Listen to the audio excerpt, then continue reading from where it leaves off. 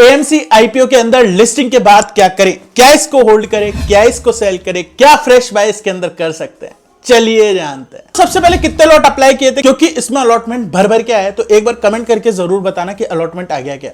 दूसरी चीज ये, आईपीओ थोड़ा सा रिस्की था, ग्रे मार्केट प्रीमियम हाई था, तो विद क्वेश्चन अप्लाई दिया था मैंने ओपन टेलीग्राम व्हाट्सएप चैनल पे, और उसी हिसाब से इसकी ग्रे मार्केट प्रीमियम भी है।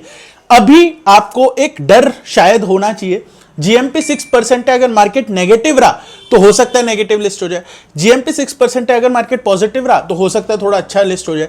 तो जो भी मार्केट के हिसाब से कल लिस्टिंग रहती है और उसके अंदर कुछ भी चेंज हुए जो मैं अभी आपको बता रहा हूं उससे, वो मैं ओपन टेलीग्राम और व्हाट्सएप चैनल पे अपडेट कर देता हूं, जैसे एलजी में किया था। एलजी में अपन एक्सपेक्ट कर रहे थे 1500 के आसपास इसकी लिस्टिंग होगी, लेकिन लिस्टिंग कितने पे हुई, 1700 के आसपास, बहुत अच्छी बात है।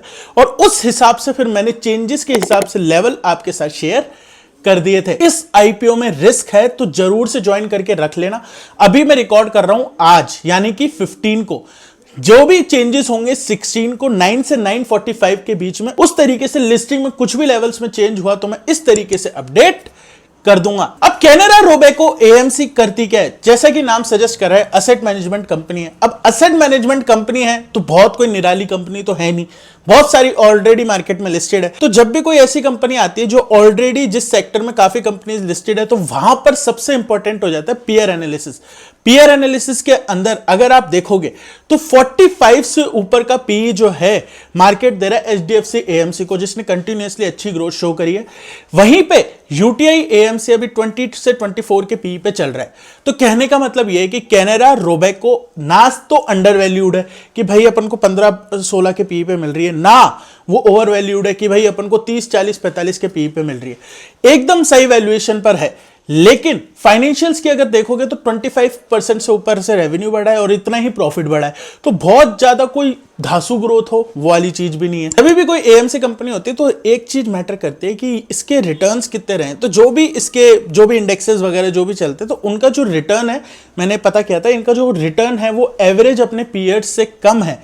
अब सीधी सी बात है, अगर रिटर्न्स कम होंगे तो ये इनको क्लाइंट कम मिलेंगे, क्लाइंट इनको कम मिलेंगे तो वही मार्केट के अंदर थोड़ा सा कंपटीशन रहेगा।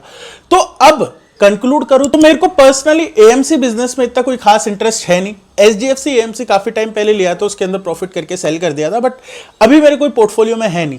तो क्या मैं इसको लॉन्ग टर्म के लिए होल्ड करूंगा, क्या इसको ओपनिंग पे बेच दें, चलो एक बार डिस्कस करते हैं। तो एक चीज है, जीएमपी केवल 5 to 6% अभी इसकी चल रही है। क्यूआईबी रिस्पॉन्स इसके अंदर डिसेंट था, इस वजह से अपन ने अप्लाई किया था। तो अगर आप एक आईपीओ इन्वेस्टर हो, आईपीओ इन्वेस्टर मतलब जिसने केवल आईपीओ को देखते हुए किया था, तो उसको तो बेसिकली अप्लाई नहीं करना था मेरे हिसाब से, क्योंकि थोड़ा सा रिस्क था इसके अंदर।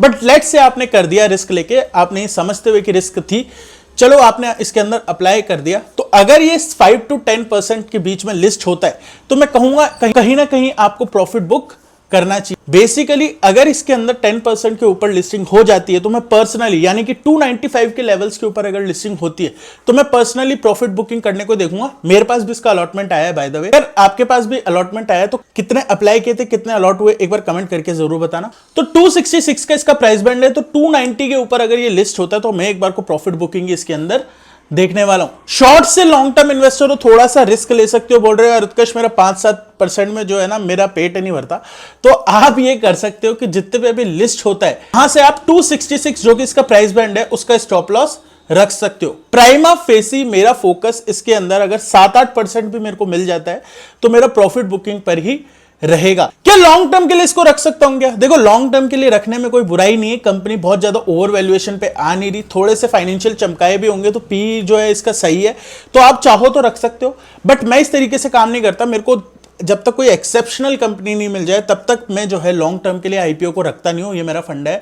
अगर आप इस चैनल से जुड़े हुए हो तो आपको ये चीज पता होगी। इस वजह से मैं इसको पर्सनली लॉन्ग टर्म के लिए कंसिडर नहीं करने वाला। फ्रेश बाय अपॉर्चुनिटी इसके अंदर बन सकती है क्या? देखो, फ्रेश बाय अपॉर्चुनिटी बनती जब है जब सेक्टर थोड़ा हॉट हो, क्यूआईबी का रिस्पॉन्स बहुत ही धासु हो, मार्केट प्रीमियम अच्छा चल रहा हो और लिस्टिंग किसी भी कारण से थोड़ा सा कम में हो जाए तो अपन को वहां पर एक स्कोप मिलता है। बट इस आईपीओ के अंदर अभी तक वो नजर नहीं आ रहा। अगर आता है तो ओपन टेलीग्राम व्हाट्सएप चैनल पे मैं अपडेट कर दूंगा। दोस्तों कंक्लूड कर देते हैं। कंक्लूजन में केवल इतना सा है कि अगर मैं एक आईपीओ इन्वेस्टर हूं, मेरे को 5 से 7% से ऊपर मिल जाता है तो मैं इसके अंदर प्रॉफिट बुकिंग करूंगा। शॉर्ट से लॉन्ग टर्म इन्वेस्टर हूं, रिस्क लेना चाहता हूं। 266 का इसका प्राइस बैंड है, चलो 270 का स्टॉप लॉस आप रख लेना। टारगेट्स इसके अंदर ज्यादा नहीं है, 300-310 ही रहने वाले हैं। लॉन्ग टर्म के लिए मैं इसको रखूंगा 16 को 9 से 9:45 के बीच में कुछ भी चेंजेस हुए इस तरीके से अपडेट कर दूंगा। पिन कमेंट और डिस्क्रिप्शन से ओपन व्हाट्सएप चैनल और टेलीग्राम जो भी आप यूज करते हो वो ज्वाइन करके रख लेना। वीडियो पसंद आई तो लाइक कर दो, चैनल को सब्सक्राइब कर दो। मिलेंगे किसी और वीडियो में, बाय।